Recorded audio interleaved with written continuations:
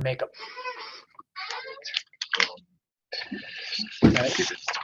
Yeah. Good morning. I'm calling the Texas Charters meeting to order. Today is Friday, May 18th, 2018, and the time is 10:53 in the morning. Quorum is present. All board members are present at the meeting. We have 2 board members that are on video conference, and the remaining board members are in person. The meeting has been duly called. The notice of the meeting was posted as required by law. Is there any reason for us to go into closed session? No, sir. No, so we'll remain open in open session, and we will jump right into the consent items. Okay. All right. We have consent items. A bunch of consent items today. 18 items. You'll see their standard consent items of financials, bills, payment of bills, leases, amendments on leases. There's a separate bank account for the ResponsiveEd Foundation, number 15. We need your approval on that. That has been under Blue Learning, but we're moving that, as we discussed at a previous board meeting, moving the foundation under ResponsiveEd, but we have to have the bank account that goes with it. Annually we do number 16, which is it's a certification that we're complying with TEKS as we are required by law if we're going to use instructional materials allotment. Number 17, as you can see, is the approval of independent auditor. We're recommending we continue with the auditor we've had the last 3 years out of Frisco. And then number 18 is just standard district contracts. So hopefully you had a chance to look at those in the Dropbox. But we're asking for approval for consent items 1 through 18. Any board members have any questions on the consent items? Okay, great. So does somebody want to make a motion to approve the consent items, items 1 through 18? So moved. Right, thanks, Lance. And I'll second that motion to approve. Does anyone on the board oppose the approval of the consent items? All right, the approval of the consent items 1 through 18 under B of the agenda passes unanimously. All right, separate items. Let's talk about the budget, 2018-19 budget. Corey's going to walk us through this. As you know, we changed our fiscal year for the last 19 years. We've used the September 1st through August fiscal year. About 7 years ago, James, I don't know if you remember exactly, it's between 5 and 7 years ago, the state allowed school districts and charters to change to a July 1st to June fiscal year. So this is our first year to move to that format. It's going to be beneficial to us because you can imagine starting school generally the 3rd week of August, maybe 4th week of August. So you've got all the expansion, all the things you're doing to prep for the new school year that are happening in July and August. Then you got school actually opening, so you've got a payroll, or at least a week of payroll that's in the one fiscal year, and then September 1st in a new fiscal year. So it's great the state has done this, and we're, as you approved that over a year ago, you approved moving to that fiscal year. Now we have to have a budget that goes with it. So that's why we're doing it earlier than August, which is when we jump. So turn it over to you, Corey. I appreciate all your hard work. You, Joseph, Ken, Robert, campus directors, everybody that's been involved. So we're going to give you a high-level summary, ask questions. We have done board summits, and we're thinking we'll do one every other year where we get more in depth in the what's a function code, what's the object codes, those kind of things. But for this year, we're not doing that because, again, we did that last year. So turn it over to you, sir.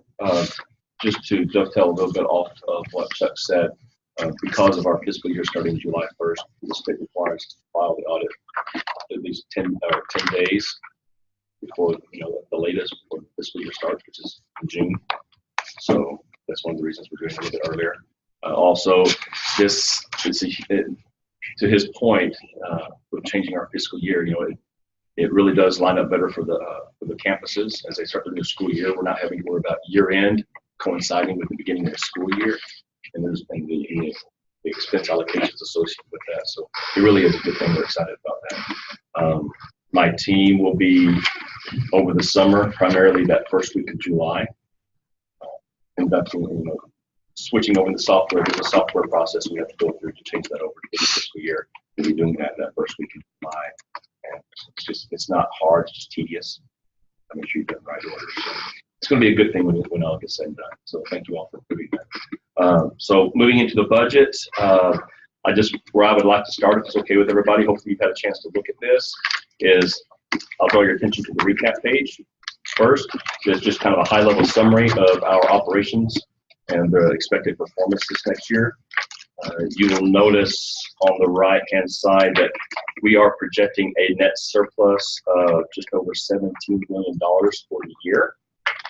A couple of things I want to note about that surplus is about $9.7 million of that $17 million surplus is generated by our virtual schools.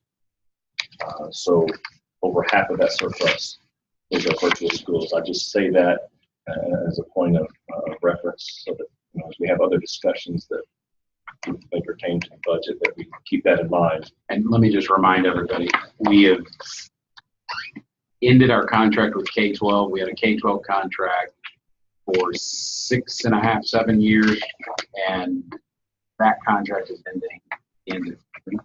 So this will be ResponsiveEd running a ResponsiveEd school in City. They've been managing it all these years.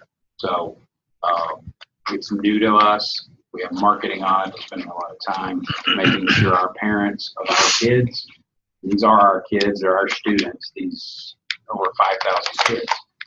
But they're also connected to this K-12 vendor and the way they've marketed the program for several years. So there's some risk this year with potentially those numbers going down. But it will be a better school, as we've discussed, as we talked about ending that contract, issues that we were having a third party involved, political dynamic of people at the Capitol and the frustrations with virtual education in the state.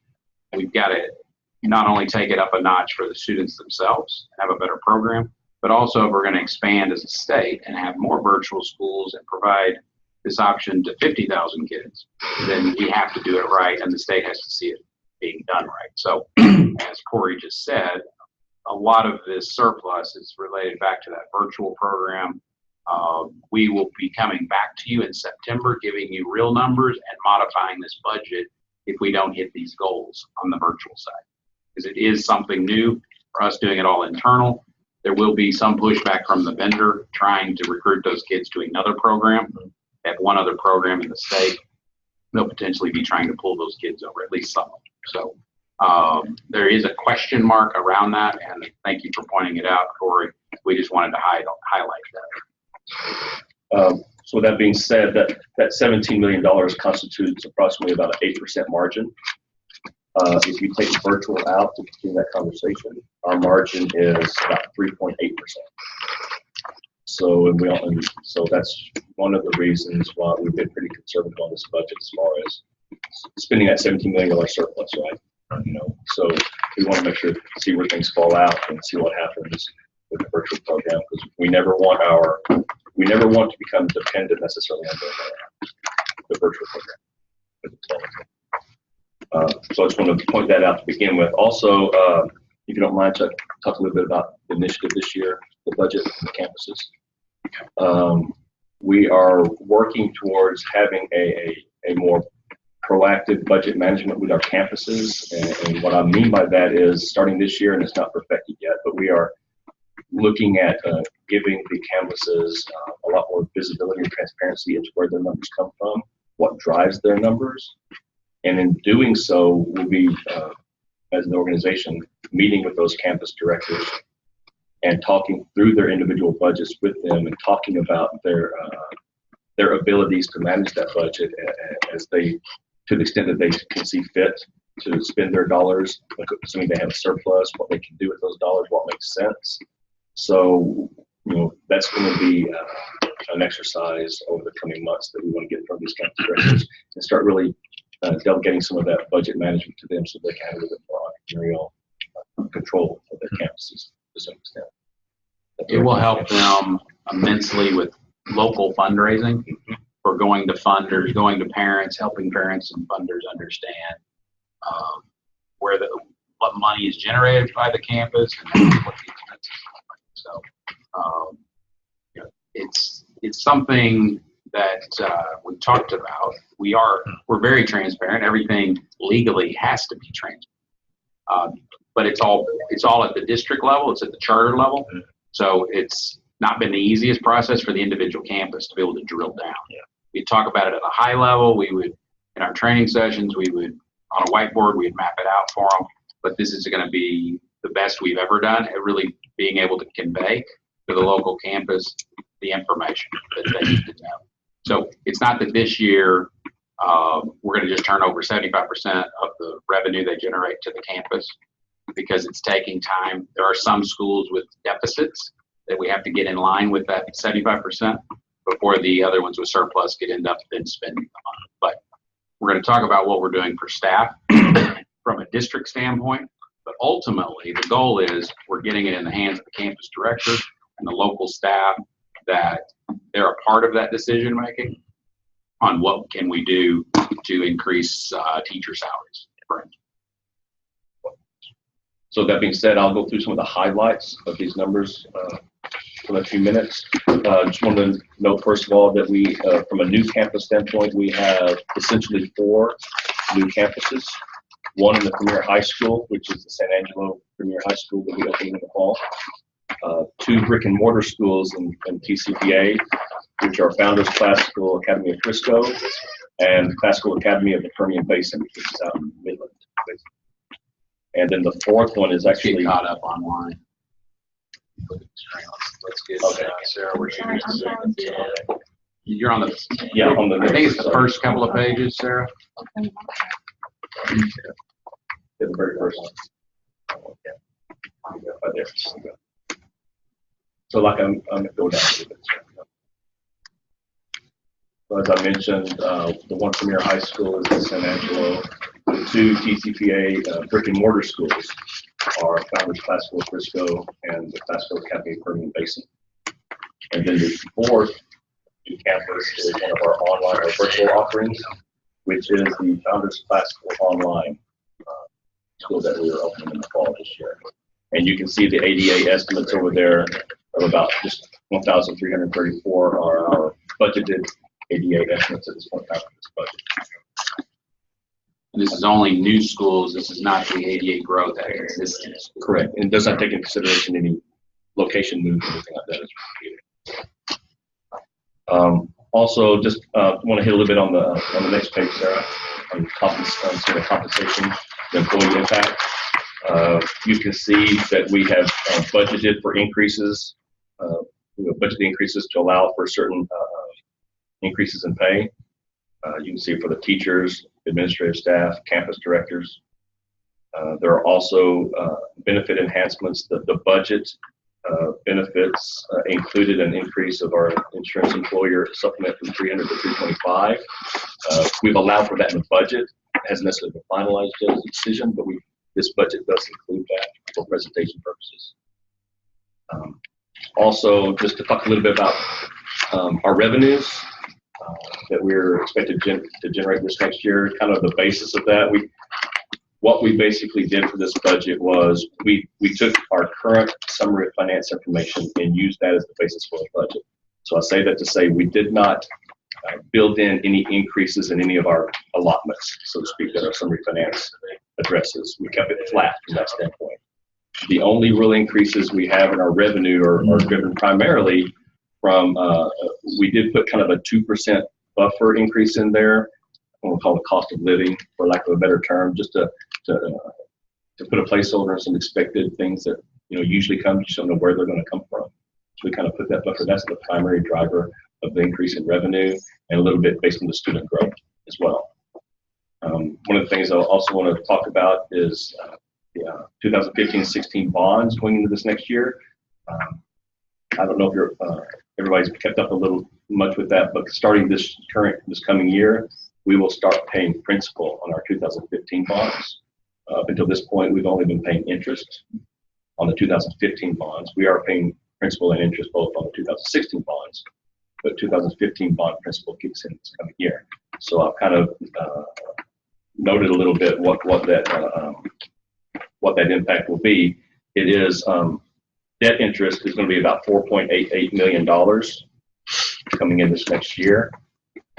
However, our principal reduction, which is not shown on the statement of activities, but is, it's cash coming out, is going to be about $2.5 million of principal this next year to be paid towards bonds. Our current outstanding bond debt as it stands right now is approximately $133 million. And as we start paying the principal, that will be going down over the next about 30 years or so on it. Just some of the highlights on new construction that we've been using these bond funds for. You'll see on there, we have Founders Classical Academy of Frisco, Founders Classical Academy of Flower Mound, Founders Classical Academy of Shirts. Just in the last year, we purchased the First Baptist Church in Carrollton, where we've been having the Classical Academy, there in Carrollton. We've had that where we purchased that facility for about $7 million. We are doing approximately $3 million of improvements, most of which are required to have school there for us. So I'll bring it up to about $10 million in total. And last but not least, the Founders Classical Academy of Louisville, we are constructing the new gymnasium that should open the fall of this coming year. That's just some of the highlights of what some of these bond funds are being used for. Let's pause there. Let's step back, and I appreciate you going through all that. Let's talk a little more about compensation and just go back one page. This is obviously the most important part of our budget are our staff and our people.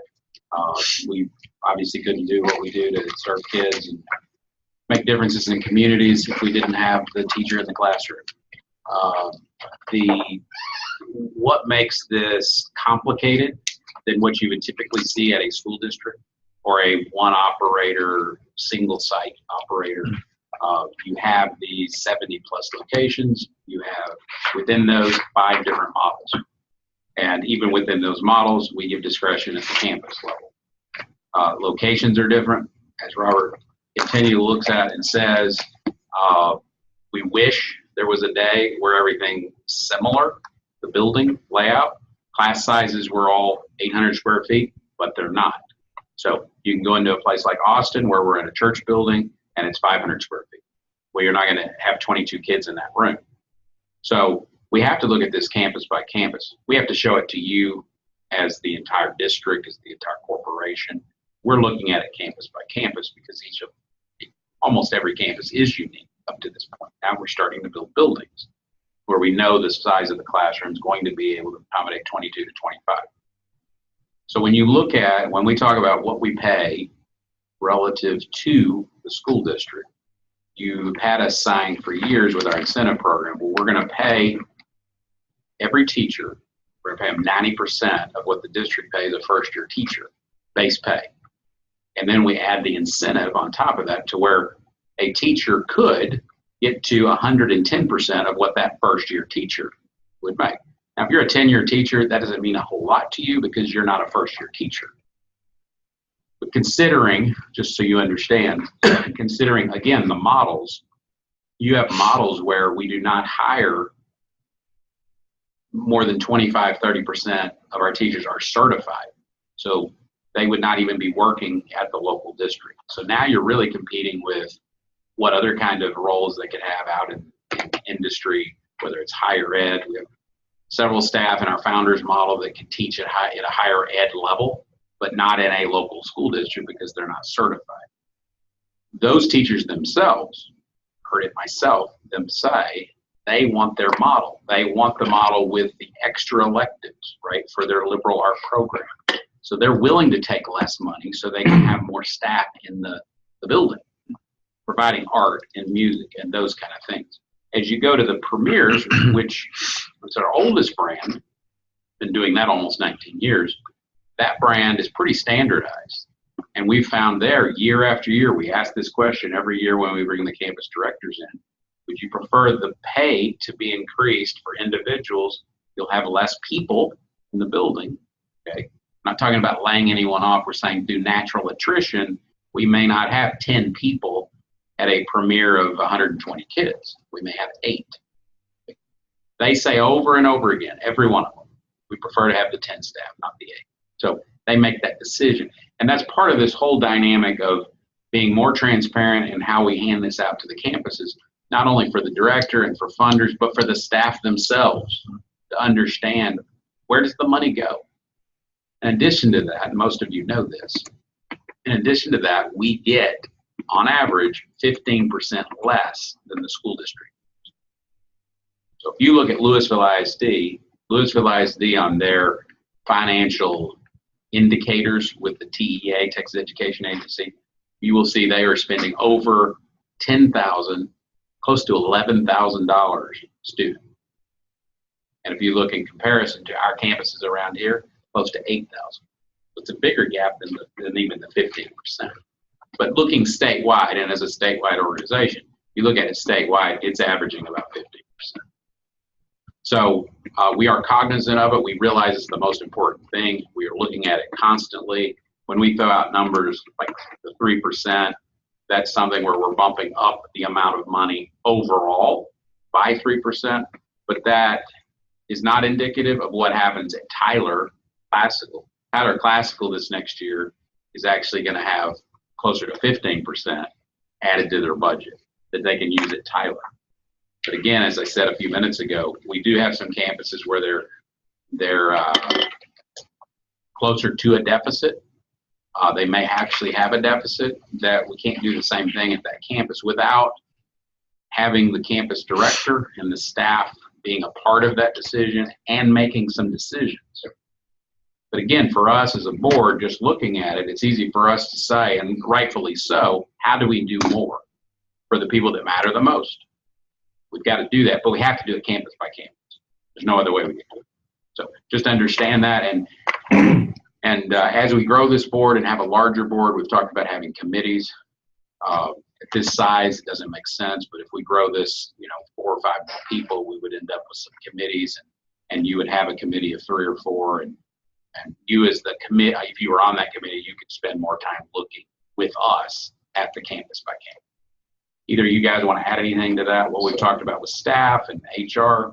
So can we jump into the benefits of that too? Because it's twofold. It's not just what we pay people, but also the benefit side of it too. We're also trying to figure out, as we've mentioned in here, we budgeted to increase what we supplement the insurance from $300 to $325.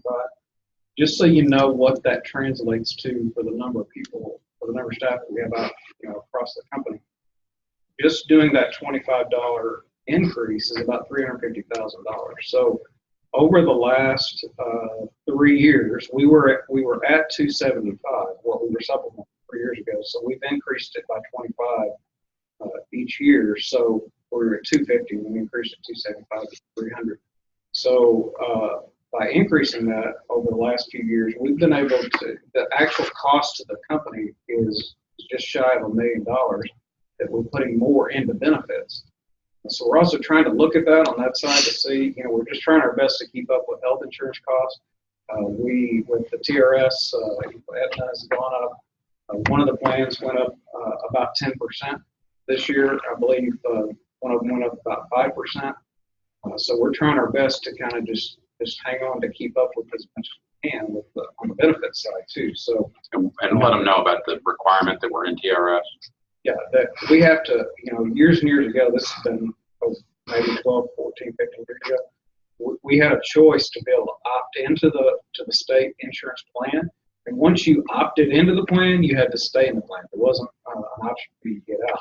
So I know at the last legislative session, there was some discussion about being able to have you be able to get out of the plan and us be able to go out and bid our insurance out to the company. That didn't, I think, failed. It didn't pass. So I'm sure that's going to come up around again. So there may be an option for us in the future to be able to take, with our large number of employees, we may be able to go and bid that out. But right now, we have to be in the TRS active. TRS active. So what's the cost to the employee? Because I think your numbers are still pretty low. Well, on the high deductible plan, I don't have all the numbers right here in front of me, but the high deductible plan is about $54 every 2 weeks. So if we're able to supplement this, we will actually be able to actually go down a little bit on the plan. We're still looking at it to see exactly. What's the employee pay on individuals? 54 right now? $54 every 2 weeks. So that's the high deductible plan. And TRS and Aetna is trying really to push everybody to the high deductible plan off of these other plans. So they're kind of making it where the other plans, which had a 10% increase, it's almost kind of getting unaffordable at those high, better plans. So what's the family plan? Do you keep those stats, or is that not part of the spreadsheet? Yes, I could be glad to share it with you. Yeah. And it's interesting. I'm on the family plan. It's like 1,300. It's like $1,300 Something like a month that you have to pay? that I pay. That's not the high, that's not the high deductible one. That's the highest one. Yeah. I mean, it's not the high deductible. Is it? Yeah, it's okay. All right, so you're not subsidizing the family plan? We just take that individual. 325, or what's going to be 325? 325. Yeah, so so your individual seems fine. Your family's terrible. I thought I paid too much. I paid about $500 a month. And then you've done the analysis. You have all the charters in the area, and you've looked at school districts. This is kind of putting us in the middle. Yeah, we've looked at Louisville ISD, Denton ISD in this area just so we can cover, but we've also looked at the ones where we have out there because we have the 70 location. We've looked at as much data that we can get to try to say, well, how do you do it? And then you have to be consistent. You across the state as well. So what you offer in planning, you have to be consistent with that. So. One of the other things too we're looking at, which I know it's a small thing, but it's still trying to do as much as we can to increase what we offer. The company currently offers a $20,000 life insurance policy, so we're changing that to a $30,000 policy this year. Is what we're offering. So it gives the employee another $10,000 that we, the company, would cover. It's part of a group so plan. It's another $10,000. We may take another step in another year and look at it and see. But do you give them the option to buy more? Does the group plan give them the option of buying more? You can buy more, yes. And then in TRS itself, they get, there's a different way, a couple of ways they look at it. I think on average it's year's salary, right? Year and a half. Do you have a travel life insurance? So if anyone's traveling on your behalf? I don't think, right on. I don't think so. That's a good point. Sorry. Anything else, Robert, on that? That's it. Chris, you want to add anything? Do you have those numbers on how many staff we have? Yeah. So, all told, counting everybody that pulls a paycheck, we're looking at about 500 staff. Look at what we have in Texas right now. About 1,600 staff at the campuses. That's not counting like school tutors, subs. Once you get all that, you're closer to the 2,000 mark. We have about 300, just under 300 corporate.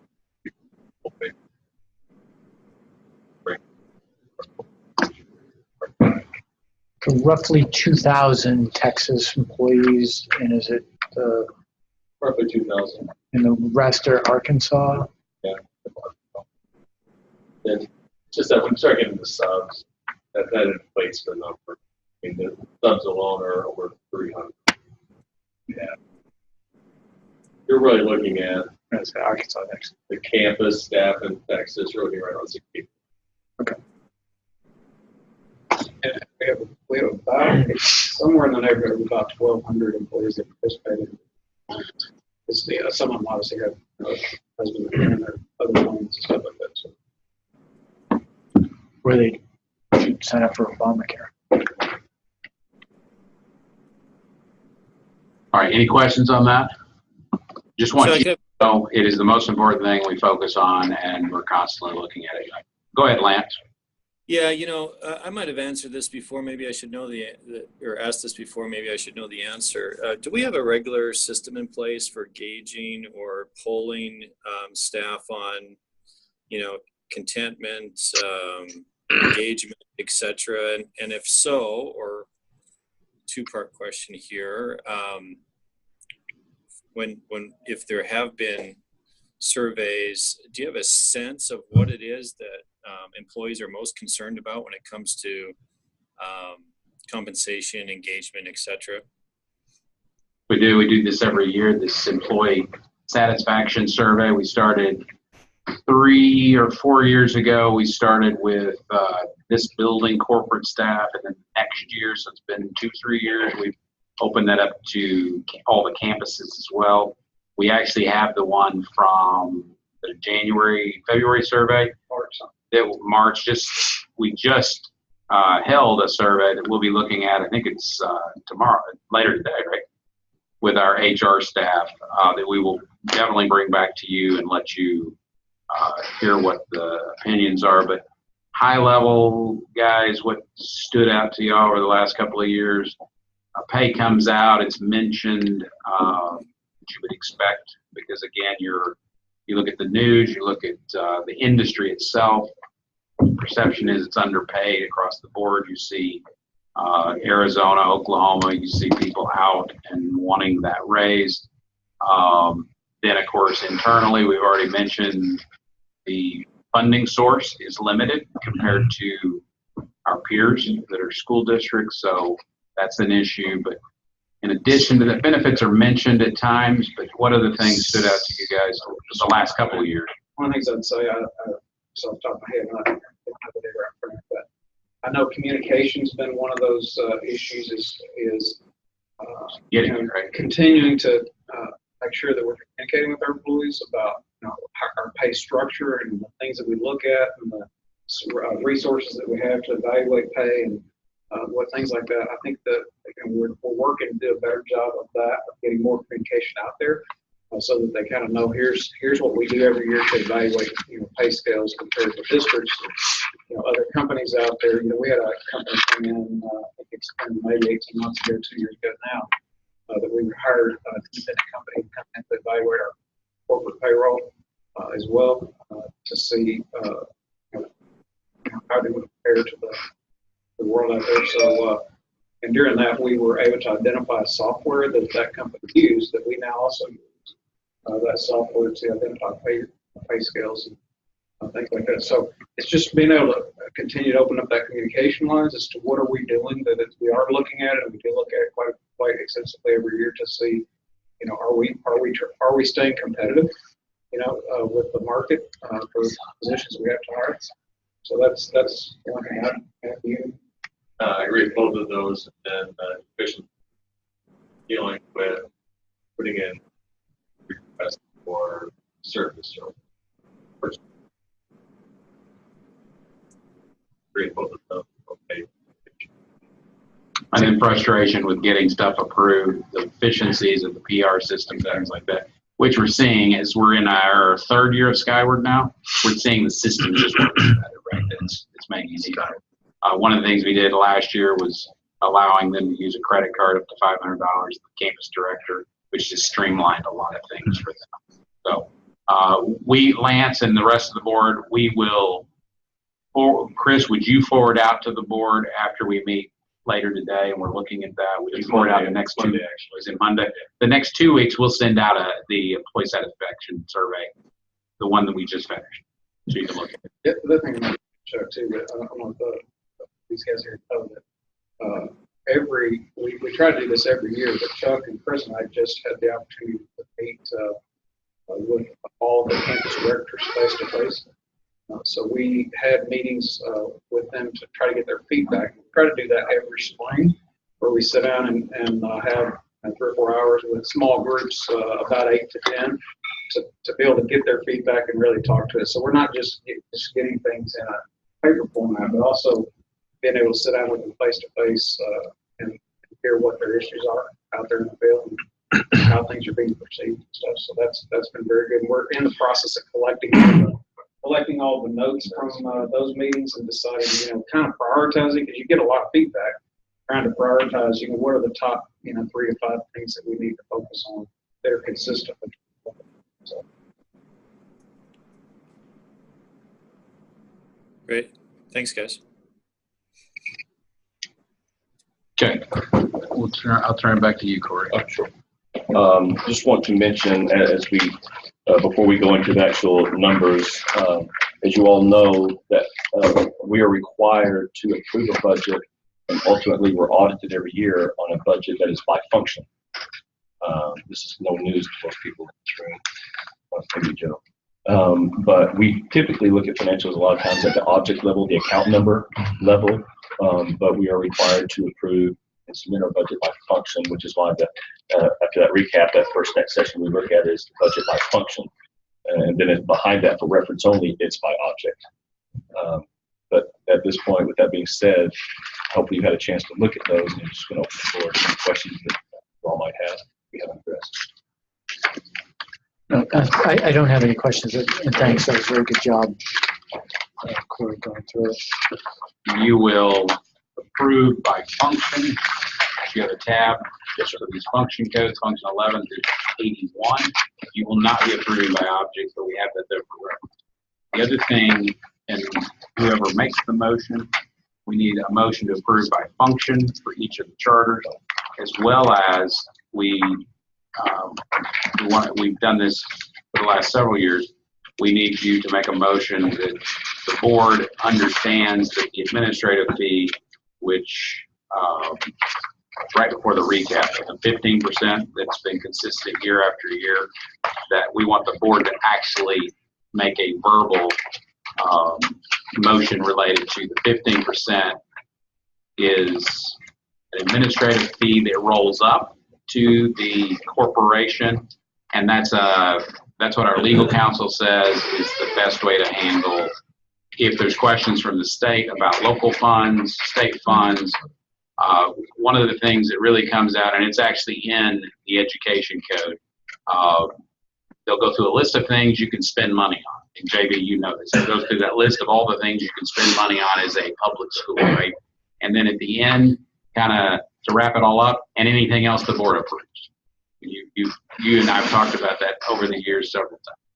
So that's where Bob Schulman and Joe Hoffer, attorneys from outside counsel, that's what they mention. And that's why I say it's important that as you're making that motion on, yes, we're approving the functions, we're also approving the 15% roll-up, because then we have more flexibility on those funds.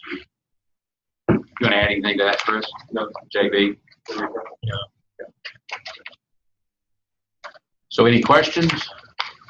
It's a big budget, keeps growing. We're blessed that we're able to do something that really is obviously making a difference just from numbers, but it represents the lives that you heard Steve talk about with the over 100 kids graduating from Premier in Little Rock, or from all the graduations we're going to have. We're going to have, over 40 ceremonies in the next 2 weeks with kids walking across the stage, happy parents in the audience. Hundreds, if not 1,000 plus people in most of these graduations, even these small schools, 50 graduates. There's just a lot of demand. We've opened this school in Frisco. We're opening a school in Frisco. 650 slots and over 1,500 applying, and large waiting lists. So there's definitely demand, and you see so much growth potential of just giving parents what they want, which is choices, options, like you said. That word. Okay, so when we make the motion, do we have to identify 11, 12, 13, 21, 23, or just say by function? All right, and then, so just specifically calling out the 15% and where it goes? Just administrative roll up. administrative roll-up To to the the 501c3. Okay. All right, so I'll make the motion to approve the budget by function, by separate function, and also to acknowledge and approve the 15% roll-up to the 15% roll-up to the 501c3, which is an administrative fee to the charters. Do I hear a second? Second. Thank you, Marvin. Does anyone oppose the approval of this budget for 2018-2019? No? Okay, the motion to approve by function, by separate function, and the acknowledgement and acceptance of the 15% fee rolling up to the 501c3 is approved unanimously. All right, so thanks very much, Corey and others. So there are a couple of discussion items. First one being the future board meetings or upcoming board meetings, and then to discuss the financial funding options for the 2018-2019 facility projects. So on this first one, Sarah, we, of course, you all know we have a board meeting. We ask for you to have a hold on your calendar for the second Friday of each month. We try not to have one every month. So this is May. We would, Sarah, Robert, I guess Chris, is there anything you see needing a board meeting in June, July? I do not see it. We just keep this on here so we can discuss it later. So looks like we'll have something in July. And if we can push it off to August, we'll. Okay.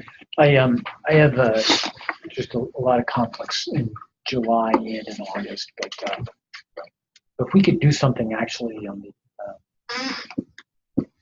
by the second week in August, no later than that, and not too much before, that would be great. And right up the middle of July is not too bad, but otherwise I'll struggle in the summer. All right. The number two. So Robert, I'll let you take the. So in front of you, there's a document that should be quick summary here. This is just we just wanted to bring this to you as a discussion item today. We have two bond issues currently that Corey was talking about earlier. We have quite a few things coming up. All of you guys, except for you guys, have seen the 6-year plan. This is kind of a summary of the next 5 years. I went through last week to look at what's the next step. So we're going to need some more money as it looks like, because we have some exciting things coming on. So we wanted just to bring this to your attention today, just so we can kind of put it out there in front of you, just so you can be thinking about it. We are going to be evaluating. We used RBC in the past to be our bond underwriter, and we are going to go ahead and look at a couple other underwriters as well as we get back into this process. But this is just kind of a summary here that you can see what we're looking at between 2018-19 and 19-20. These next 2 years for sure, all of this is kind of underway. We did, as you have a 6-year plan, get into start working that plan. As you do with any plan, you start to see, okay, there are things that change. A few things here, a few things there, and start to make those changes. So this is kind of a revision to that 6-year plan, looking at the next 5 years. Okay, here's the things with some of these we've already built, which you've already approved. The first phases of these, Tyler, Waterman, Frisco, which are the first 3 on this list. These are getting into their second phases to build the high school buildings. We're still, the next 2 on the list, Woodlands, Denton, looking at land that's coming up for continued construction, continued build out of schools that we already have currently in operation. Carrollton on here, I went ahead and added Carrollton on here just so you can see. We've got it as a total of 10,000 on there. Carrollton has actually already been purchased. you guys remember, we purchased it for $7 million, and we had $3 million worth of updates that needed to be done to the building. So I went ahead and added that here because we're pulling that out of the bond because we are utilizing the bond funds for Firemount and Frisco. We're going to be utilizing all of those bond funds. So Corey and I met with the bank. We're going to be pulling Carrollton out of that, putting it on a bank loan, short-term bank loan, and then North Independent. with Independent Bank. And did you look up to see what is our current total loans that we have that are beyond the bank? Did you have a chance to look at that? Yeah, Beyond the bond. beyond the bond, just our current. 501c3. Yeah, so we have another meeting and coming up here in a few weeks to meet back with the bank because if you remember, we had a threshold with North Star Bank of how much they could loan us. Bigger deal now. That should be much more now, Much more clouded. obviously. So what we have to decide in the next few months here is, are we going to do short-term bank loans on these? Because it's about $30 million, over $30 million. Are we going to do short-term bank loans as what our strategy was in the past? Do the bank loans first, and then get enough to roll it once it gets up to a certain amount, then roll that over into a bond issue. So that's kind of what we're looking at. It looks like it's going to be about $30-something million we're going to need for new construction, another 10 for the Carrollton. Roll that in this first year, and then just shy of $65 million. A couple of these on the next phase, the 1920 phase, are new sites that would be new constructions in areas of town like Roanoke, Argyle, Keller area, McKinney, Plano. Those are a couple areas that are really just booming areas of town that we feel like, because we had 1,500 apply in Frisco, that we may do a couple more of these bills, build from scratch. But Frisco was our first one that we built, basically from scratch, with not having a student population. So anything you want to add to that? That's kind of what this is. It's just to kind of throw it out. I think there you're so getting you'll more know. comfortable with these numbers. I know when we talked about this several years ago, 3 years ago, our first bond issuance, they were big numbers for me, and possibly for you. I mean, your Wells Fargo or U.S. Bank, I mean, maybe it doesn't stand out because you're so big. But to the rest of it, those are big numbers. Again, we're seeing the success of opening something like Frisco where we had no students. We're pulling in. We'd already built some kind of base of support. The demand's there. They're coming to these lotteries, and they're, you see the frustration with parents that don't get in. They lose. So you have 1,500 people apply for 650 seats. It's a lot of people that don't get in. They wanted that option. Can't be driven by the emotion of that. Does it make business sense? Sure, it does make business sense. In addition to that, it's some of these areas, if we don't build, somebody else is going to build a school there, and they're going to be offering some kind of education. It's going to be as good. We don't know. But they'll be there. Somebody's going to offer it, right, in these places like Kenny. And then when you're in Frisco and you already have almost 1,000 people that want in that can't get in, it's actually higher than that. If it's making sense to us as administration, but we need your feedback. That's why it's a discussion item before we actually come back and ask for action. We've had some other meetings to discuss. We'll have more. We just need you to be telling us what you want us doing to make sure you're knowledgeable about the process, what we're trying to do, before we're just bringing you big numbers and ask you to vote on. So anytime you have input, anytime you want to sit down and have coffee or lunch, talk about it, we're open to doing that, want to do that, so you're comfortable. And when you're on the board primarily, you give oversight, but you're on the board, we ask you to be on the board because of your expertise. So we need that. It's not something we can draw from ourselves. It's the experiences you guys have. So that's helpful to us. And let me just start real quick too. We have some good news from Tuesday. In a previous board meeting, you guys approved us some expansion sites to submit to TDA. So a couple of these that are on this list here are expansion sites that we submitted to TDA. So Tuesday morning, I believe it was, we received a letter from TEA approving 2 more sites to open this fall, 2018-19. One of them is a current school that's already in operation, I believe, starting as a position before fall. And then San Antonio. In San Antonio. And then we had another site. We added a site in Flower Mound that's at Rock Church. Have a additional site right there to store so that we can. While we're building out. That site won't be available to move in until November, the late city. And then we also got 7 new sites, 2019-20, 7 new sites approved by TEA. And we also have received a letter a few weeks ago about 2 new premier sites. So we have a lot approved, so good things. And you can move forward. Yeah, so you're at, what'd you say, 133 million on bonds? And is this number here, this 261, that's the amount that's going to be paid in the next 5 years? The 261 What's that is amount? the total amount of the bonds that we would need Print. if all of these projects. In addition to Oh, 130. in addition to the addition 130. to Oh, the- okay. If we did all this. All right, so the only thing, and it's probably not for here now, it's probably for later. If you do the short term through the bank, what are you talking about? 7, 8, 9% interest? Is with it's the not even that raise and high. the increase, with the raise and rates probably in the next couple of increases? Yeah, you're And short-term money? Well, they're telling us about 5% probably. It was 4.7, I think, the other day we had lunch. So it's probably going to be somewhere around 5, we think.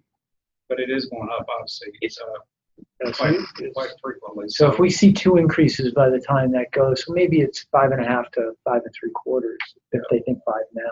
And what we could do is we could do short-term, What's the bond right now? 25-year amortization. We could do a 25-year amortization with 24-month interest only, which would buy us enough time to be able to roll it into a bond, which I think some of what we did before as well. We don't know the bond rate, do The bond rate, I do not know. not current. Well, Not current. But it's not going to be the 2.9 that you got the last time. Probably. We got a No, pretty it's phenomenal probably rate. going to be closer to about 4. or something like That's that the right now. number I was thinking Yeah, too. that's why. But again, it's But again, the longer we wait. it's longer. It's going to keep going up.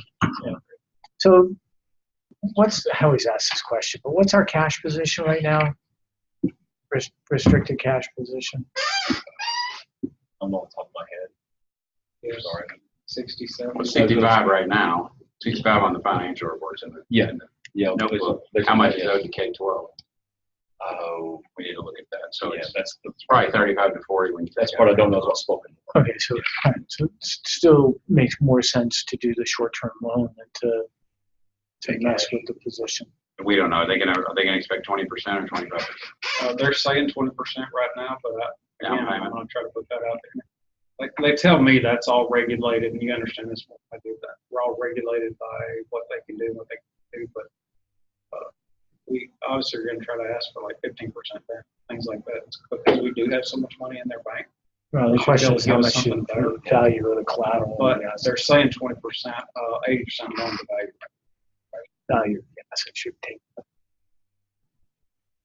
And maybe 25%. Okay.